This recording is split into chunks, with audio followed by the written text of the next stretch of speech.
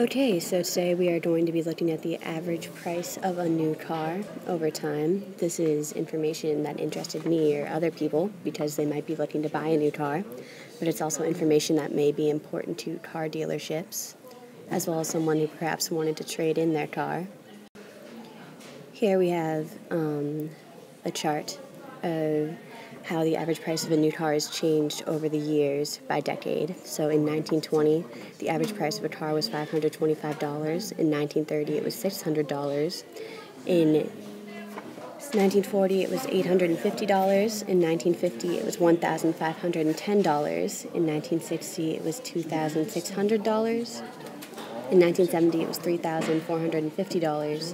In 1980, it was $7,200, and in 1990 it was $16,950. Alright, so here is a graph of this data. As you can see, the average price of a car has been steadily increasing over the years. This is probably due to inflation. As you know, the prices of things have increased over time. There are a few points on this this graph that I could have used.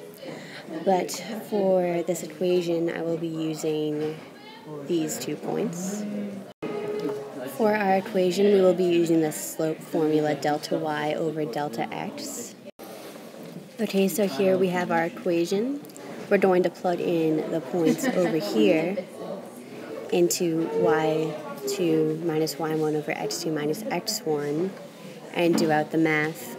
And our slope will come to 231.67. We are then going to plug our slope into the equation y minus y1 equals mx minus x1.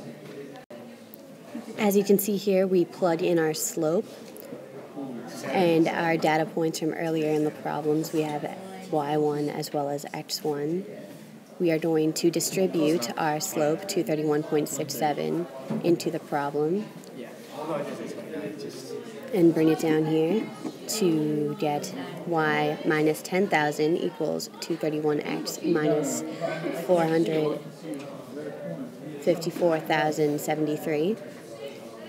And we're then going to add 10,000 to both sides and come to the end of our equation, y equals 231.67x minus 444,073.2.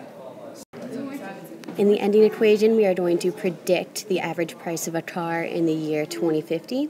So we are going to plug it into the x variable so that we have y equals 231.67 times 2050 minus 444,073.2.